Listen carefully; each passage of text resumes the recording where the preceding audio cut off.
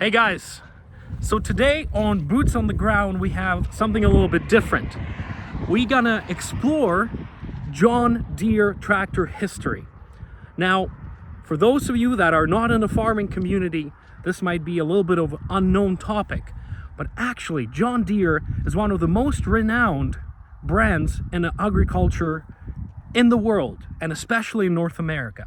So we're standing here sort of in the middle of a road in the southern Alberta, and we stumbled upon John Deere station here, and this is where they station their tractors before they sell them. But let me tell you why this product, this brand, is so important to farmers all over the world.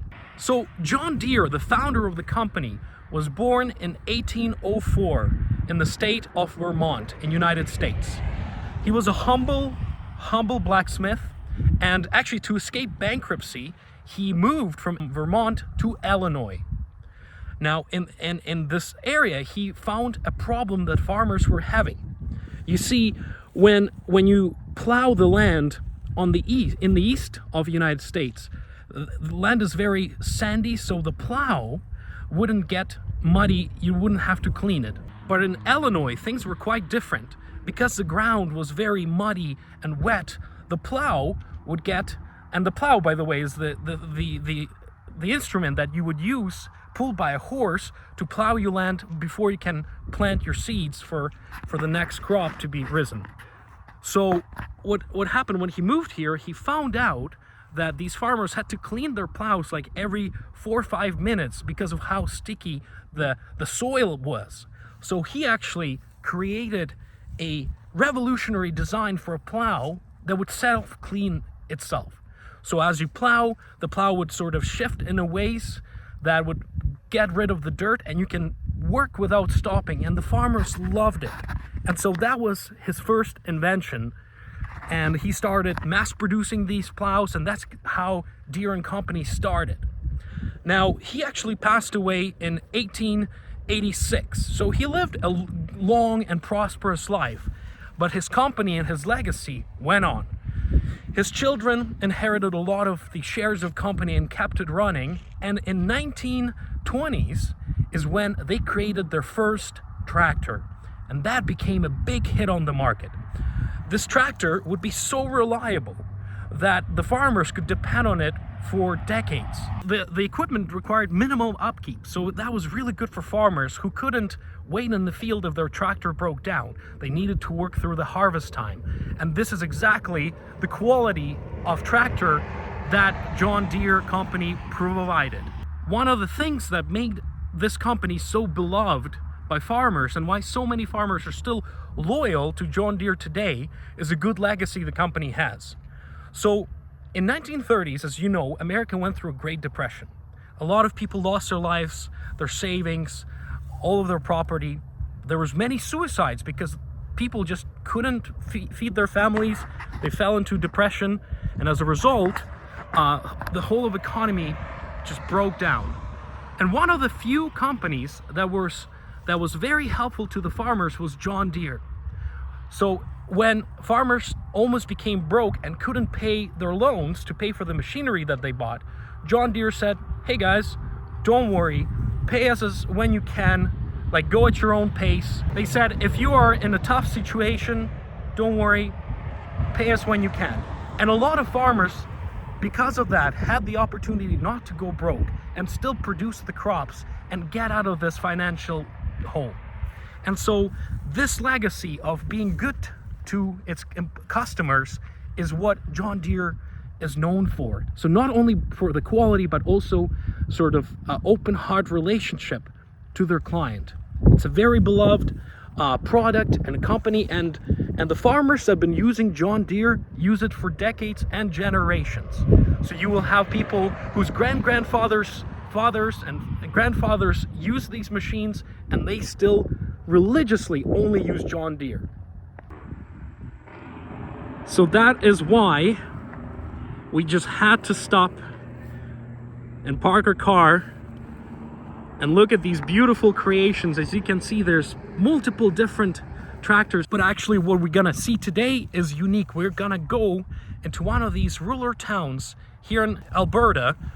Specifically today, we're going to go to Medicine Hat, and we're gonna visit a farmer's toy show, trade show.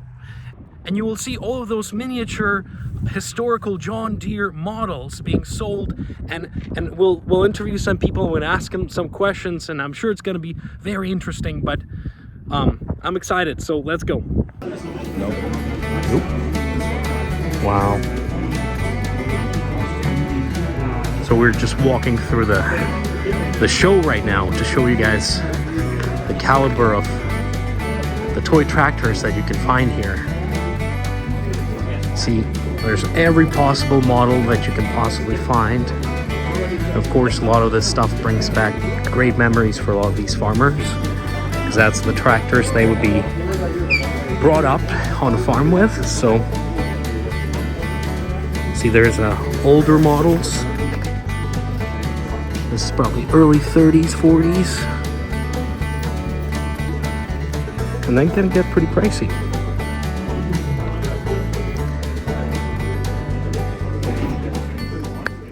Mark, tell us a little bit about the history of John Deere and these events. And okay, well, a little bit of the history of John Deere is John Deere was born actually just south of Canada in a place called St. Albans, Vermont, which is just south of the Quebec border near Lake Champlain.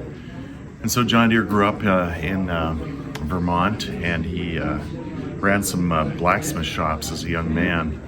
Unfortunately, some of his blacksmith shops didn't succeed. I think he had two of them, and they didn't succeed. If memory serves me correctly, I think one burned down. Anyway, from St. Albans, Vermont, he moved to a bigger city, or a bigger center rather, called Rutland, Vermont, and that's where he lived and worked for a while. And then while the American Midwest was opening up, John Deere was born in the early 1900s, so this would have been about 1930. And he moved to Illinois with a bunch of pioneers. And John Deere settled along the Rock River in the northern part of Illinois at a little hamlet called Grand Detour. And it was called Grand Detour because the Rock River did a big loop, and his was sort of a shortcut on that loop. Anyway, that's where his blacksmith shop started, and that's where he invented the plow that made him famous. And what I understand about the plow was that it was unique because it was steel, and steel scoured itself, and that is cleaned itself off. So the muddy dirt didn't stick, so it slid through the ground way easier and was easier for the horses to pull. And out of his shop in Grand Detour, that's where he made many of these plows and sort of started to gain his fame. And then in his later years, he started more or less a factory, still with plows, and it was at Moline, Illinois, and that's where the Rock River joins the Mississippi. It's now sort of known as the Quad City areas, right where Iowa butts against the Mississippi from one side and Illinois on the other.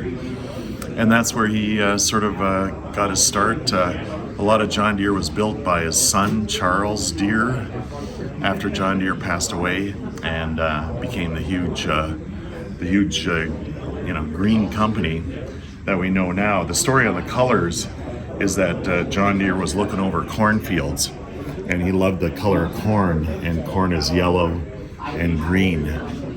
So that's supposedly where he got the colors for his company. interesting. That's kind of what I know about John Deere. So Mark, so what is the significance of these farm toys? Like, why do people have these shows and come here, and why are they so excited about all of this?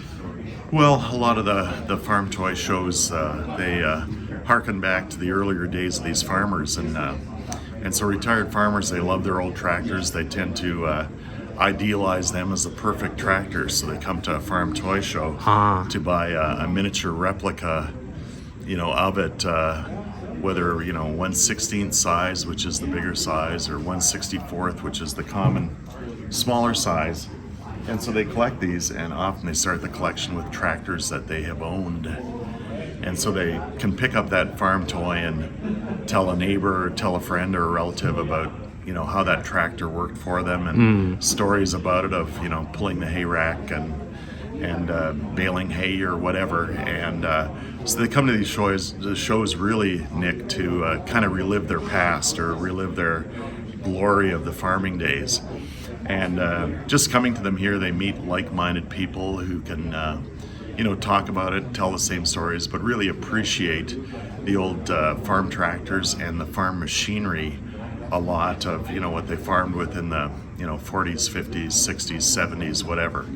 And a lot of that is lost too, because farms are getting bigger, and so they just go to these big monster four-wheel drive tractors. But a lot of history in these old tractors, whether it's Case or John Deere, and they just love the old stories. They live for nostalgia and they relive nostalgia at these farm toy shows. And Mark, what is your memory of your tractor, your childhood tractor? Do you have a good one? Mixed memories. I mean, I was kind of a small guy, but Dad was the main tractor driver, of course. But in my earlier teens, we'd drive the sort of chore horse tractors, which was a Model S Case.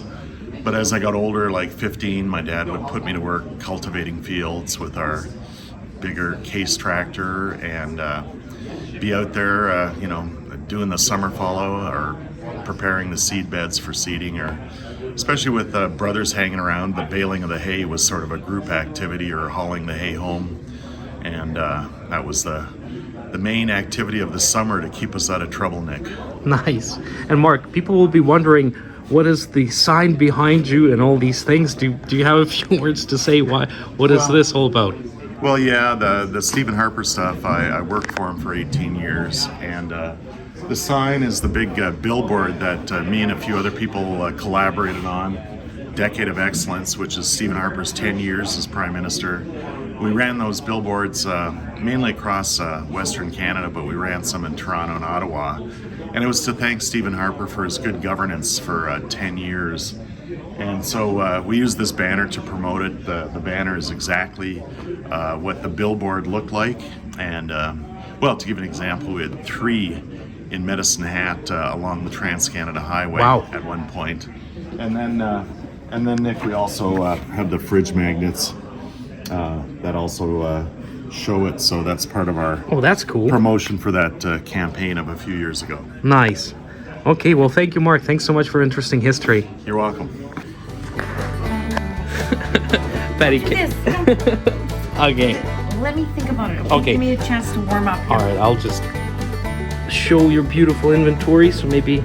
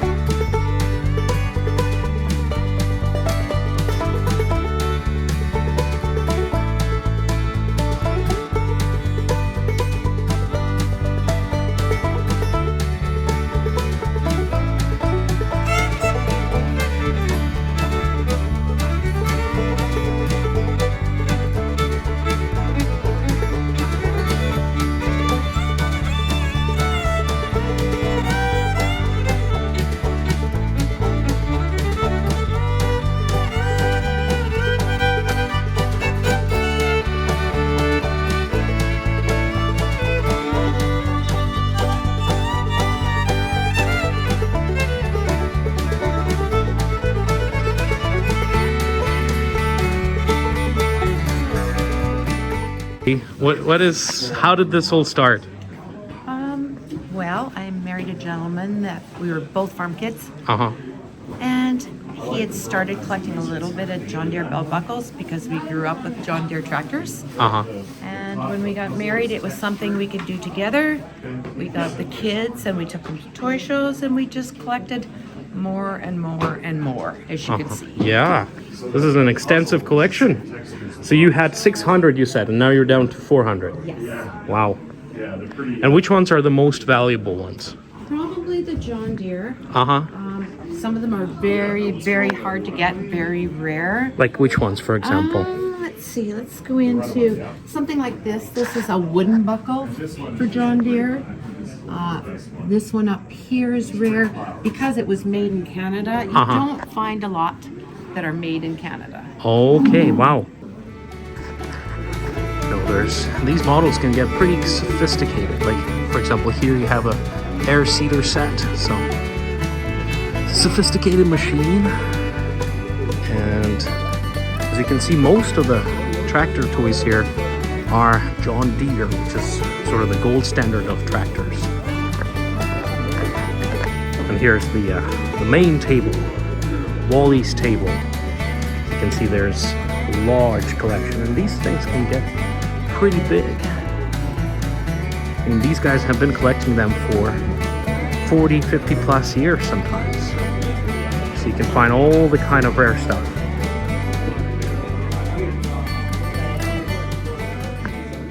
So what is the significance of John Deere tractors to the farmers, and why is it so popular at the shows? Quality. Okay. Were you, when you were growing up on the farm, was that what your father and grandfather used for tractors, or? Pretty much. Pretty much? And so they would not break down, like you could depend on them, sort of thing? It pretty much run forever. Really? Yep. Okay. And they wouldn't depreciate in price too much, like it would be... The majority of them actually went up in price. Okay. Went up? Really? Oh my God. What is the oldest still running John Deere tractor that you have or your friends have? Well, I'm into real tractors. The oldest one I got is a 1929 John Deere GP. Wow. With brass carburetor, it runs. Oh my goodness. That is exciting. And what are some of the interesting models that you have? Like, what's your sort of the top model that you brought out today? Probably these two. They came out of Germany about 1970. Okay. And they're plastic, and they survived. They were actually a Lance combine. And John Deere bought the Lance company. Oh, so this is like the innards of John Deere tractors now. Yeah. I see. Really interesting. And what about these? Are these kind of vintage ones? They look like they... The ones down the end, they'd be out in the early 60s. Early 60s. I see. Oh, really cool. And sorry, and your name is? Dale UK. Nice to meet you, sir.